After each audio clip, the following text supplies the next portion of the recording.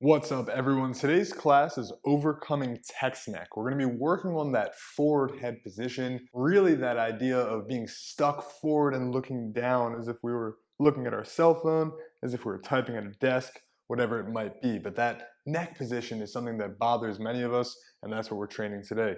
When we talk about text neck, it's really important to understand it's not just a cervical spine issue. It's not just the neck we have to worry about. We need to train the entire spine, which is what we're going to do today. With that in mind, that's what we've got next. We're going to train some spine segmental motion with the global cat-cow. What I'm going to actually do is use the bench to block my hips. Makes it a little bit more strict so I can't cheat by scooting my hips backwards. If you don't have the bench, just scoot your hips against whatever you've got. I could use the side of a couch. Doesn't really matter, just something for some awareness. So we're on all fours, just scooting myself back. All right, now shoulders are going to be stacked over top of my hands. We're gonna go really slow here. I just wanna get 2 reps trying to move through 1 inch of our spine control at a time, doing your best here. Get a breath in, and a long breath out. No different now that we're quadruped. Smooth breathing, not forced. Start with an anterior pelvic tilt. Arch that low back, peeling into the lumbar spine. Start to lift through your chest, your sternum, your collarbones. You're going to show your eyes up, maxing out your pain-free extension. Breath in, breath out. Your pelvis tucks. You're going to start rounding that lumbar spine, peeling into that mid-back. Try not to lose the bench or whatever you're using for that block. Max out that T-spine, and now chin comes to chest. Breath in, breath out. Finish that exhale, arch that low back. Just 2 reps here, pulling into lumbar extension, peeling through that sternum, and eyes lift up. Breathing here. Notice the focus on the breath. When we want to improve our spine motion, it's very linked. Maxing out our flexion here, not cheating away from that bench. High T-spine and chin to chest. All right, so we get our spine moving, and now we want to redirect towards the neck directly. For this series, I'd suggest seated on something comfortable. You can sit on the floor, but I'm going to do it from the bench. The first drill I like to call a neck retraction. It's really about building some awareness. It is going to build some strength in the neck, some control, but mainly it's about finding where your neck sits in space. It's a great way to start this series. Whatever you're sitting on, I want you sitting nice and upright. Think about lifting the chest. You're in a little bit of spine extension, but you're not arching too much. From here, drive the hands down to the thighs. Make sure the feet are pressing down into the floor. Just generate some body tension. I want you to join me for 6 reps of slowly reaching your chin as far forward as you can, and then your chin and ears as far backwards as you can. Imagine a string pulling your forehead and chin forward. You're not going to round your back. Keep that chest up. And now a string pulling the forehead and the ears backwards as far as you can.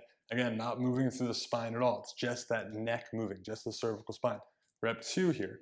Reaching forward. Keep that chest up. Max out pain-free motion. Squeezing back. You're not extending up. You're not flexing down. You're simply working on reaching that neck forward and squeezing that neck back. It helps to bring awareness of where our neck sits in space. A lot of us may spend more time than we think with this jutted chin position, whether it's looking down, whether it's cranking up. How many of us have actual strength and control trying to squeeze the neck back? You should start to get a little fatigue in that cervical spine. Continue here, reaching forward and back. Take your time, 3 to 5 seconds in each direction. Don't rush these. Last rep, forward and back. Okay, we don't fix our neck posture. We can strengthen the neck, but it's really a matter of knowing where our neck needs work. Remember, for all spine-related training, the first thing we want to do is build strength in and out of flexion. That's going to open up space in that cervical spine, allowing us further training. So I want to now do another drill with that intent to work on strength in the front of the neck. We're going to do it down on the floor. I call it a supine nod. It's basically a neck crunch. You're going to segmentally crunch your chin to your chest like this, and then segmentally the lower back down. A lot harder than it looks. We're gonna train 6 of these. Join me lying on your back, and please grab that yoga block or whatever you've got, squeeze it between your knees for some tension. So lying on the back, the yoga block is going right in between my thighs. I'm gonna adduct into it just to generate some lower body tension. Key on this exercise is the rest of the spine has to be still. The upper back is pressing into the floor. The lower back is heavy in the ground. There's going to be no change from my shoulders all the way down to my hips. The only movement is my cervical spine. Many of us are going to cheat this like a sit-up. It is not for your thoracic spine, it is for your cervical spine. Neck crunches, again, the intent is segmental motion. Hands can be on the thighs, hands can be on the floor, whichever you prefer. Either way, press them into the thighs or dig them into the ground. Get a breath in. We're training 6, go slow. Breath in. Full exhale. I'm squeezing that block. I start to crunch, peeling away from the floor, working my way chin towards sternum as far as I can that I don't cheat. And then I'm going to lower back down, reaching back to the ground. Take your time. Breath in. Crunching up, rep 2. Squeezing that chin to the chest, actively, front of the neck working short, and then controlling itself back down. 3rd rep here. Take your time. If you think about these, we're kind of actively building strength in and out of text neck, using gravity to make it harder. Rep 4. Take your time. 4 to 5 seconds up. 4 to 5 seconds down. Again, we want some fatigue. The neck needs endurance. As this gets easier, theoretically, you would add reps to build progressive strength in that cervical spine. Slowly here. Last one. Segmental crunch. Don't rush. Get every part of that cervical spine involved.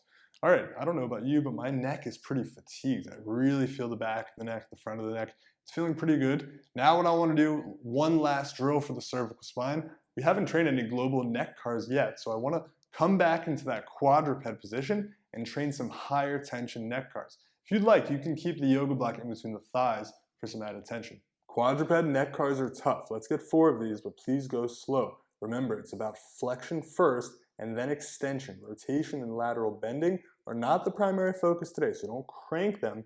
Instead, keep them smooth, almost cutting the corners in the neck car. Smaller than you think.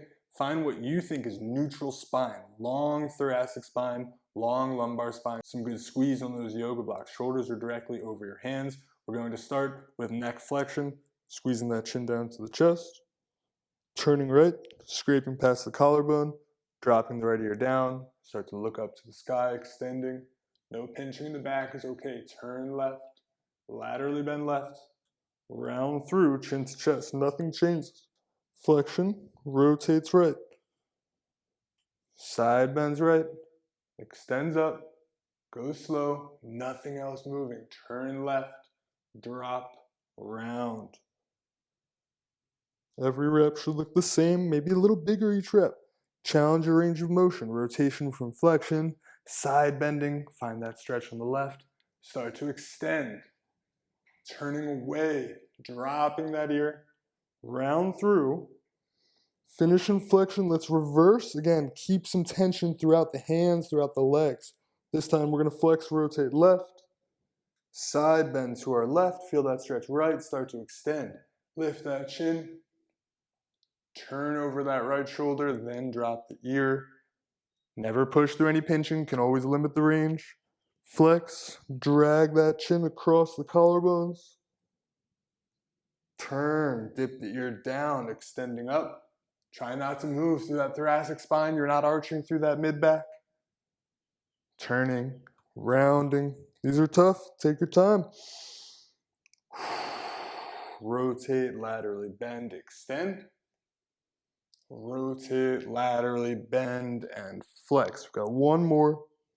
From flexion, turn left, side bend left, start to extend up and through. Take your time, don't rush it. Progressive overload for neck training is simple. Use something like a neck crunch, using gravity to manipulate the loading on the neck. As they feel easy, increase your rep scheme, and then train your neck cars, making sure you slowly adapt to harder and harder neck cars. Quadruped, a lot tougher than just the neck cars sitting upright. It's a great option. As I said in the beginning, Any kind of spine issue is a global spine thing. If there's a hinge point in the neck, there's going to be things we need to address in the thoracic spine, in the lumbar spine. If you're someone who sits all day, you're always looking down at your cell phone, always typing, then it's not just going to be the cervical spine you need to train. We also want to train the thoracic spine. So what I want to do next is train some T-spine flexion. Please join me up standing. I'm going to be using the squat rig. Just make sure you have a sturdy wall. Okay, so you do not need to use a rig. Please just lean against the wall. Whatever you're against, walk your feet forward 6 to 12 inches. Just tiptoe yourself forward. You can soften the knees a little bit on these. Set up such that it's easy to posteriorly pelvic tuck into the wall. Find a little PPT like we worked in the beginning. Use your low abs and even press your low back into the wall. From here, we're going to work on segmental flexion, rounding all the way towards our thighs, stopping when we start to hinge at our lumbar spine. It'll be right about here for me. If I go too far, I start to jump forward like I was going to fall. That's the end of the rep, and then I'll segmentally curl back up, finding the wall one segment at a time. It's a great way to get into more segmental motion from our flexion that we just worked on. I do want to make this more about the thoracic and even the high lumbar spine. You can use a little bit of neck, but make sure you're not really doing that neck crunch. It's more about the T-spine now. Hands can be on the thighs or hands can be on the wall, whichever you like better. Just make sure the upper back is actually against the wall. Breath or two in. Slow out. Breathing is position specific. We want to work on our breath in any position we spend some time in. Breath in. Breath out. Start to flex that cervical spine, don't rush it. Now, as you max out neck, start to curl from that upper back, losing one segment from the wall at a time, working my way towards the mid back, towards my high lumbar spine. Right about here, I would start to hinge and jump away from the wall if I get into my low lumbar. So now reverse. Peel high lumbar to the wall. Notice how slow these are. Thoracic spine to the wall, but don't jump through that rib cage. Pull that sternum into the wall, base of the neck and the head last. It should be that slow. We're only doing 4, but don't rush. More tension. Hands gripping, breath in and out. Find those abs and obliques. Crunch, pull your chin to your chest. This is about intent here. How controlled are these? You should see every single segment of mine leave the pole 1 millimeter at a time. I'm working on controlling every single inch of my flexion I just built on the floor. Max out flexion. If you want to train something like Jefferson curls, this is a great prerequisite. Do you have control of your spine in a controlled setting? Before you add load with the barbell, you should be great at these. Rep 3, neck crunch, high T-spine. Pull from the abs, pull from everything in the front of the body. Don't rush. You're going to find segments that feel like you need to jump away from. Those are the ones to focus on. Reversing, come back to the wall. Low back. If you can't get all the way down to the knees yet, that's okay. Push the limits of your control, but no, spine flexion is what you need. Breath in. Last one. Slowly pulling your way down. Rounding, rounding. Keep that low back pressing into the wall throughout. Max it out. And reversing back up. You should notice it's a little bit easier to find the end ranges here each rep. Okay, flexion focus is done. Now we're going to come back to the floor and train extension. It is not that extension is good posture or better posture, but a healthy spine first needs strength and control and flexion, then it needs strength and control and extension. That's how a spine works, that's how we move, and that's how we're upright creatures. So next up is extension. Join me back on the floor. I'm gonna lie down all the way on my belly, and basically we're going to train the same exact peel-offs you did for spine flexion standing against the wall, but now for spine extension. This is gonna really involve building strength into neck extension, which we haven't really addressed yet. So it's gonna really feel the back of the neck work. I'll demonstrate one of these, and then please join me for 4 together. The hands are gonna be pressing down, the shoulder blades are out of the way, the legs are pressing into the floor. Now the rest of the spine is still at first. The low back is not moving. I'm gonna start to extend my neck, lifting my cervical spine, my chin as high as I can. I start to peel collarbones off the floor, my chest off the floor. Right about here, you're gonna feel like your rib cage is pressing hard into the ground.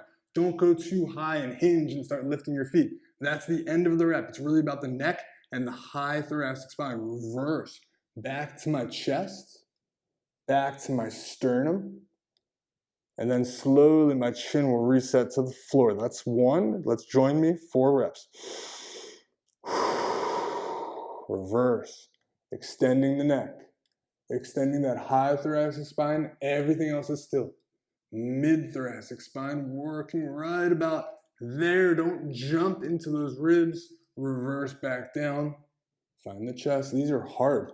Might not look like much, but my whole thoracic spine, even my lumbar, screaming as I peel up. Rep 2 together. Extending. Neck. High T-spine. Mid T-spine. Pull, pull, pull. Any pain here that's not what we want. Only go as far as pain-free. Should be working, but in a range of motion you can control. Don't rush. Rep 3 together. High neck, mid neck, high T-spine, mid T-spine. Not faking anything. Lowering back down. Again, these are slow reps. We're building slow twitch strength in all spine flexion and all spine extension. Peeling up. Last time.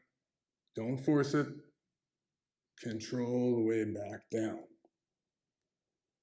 That brings us to the end, and I shouldn't say end because the idea of overcoming text neck never ends. We're going to have to look at our cell phone. We're going to have to work on laptops, computers, tablets, whatever it might be. We're going to have to deal with text neck. So the idea of overcoming text neck, training this class, is something that consistently should be in our program.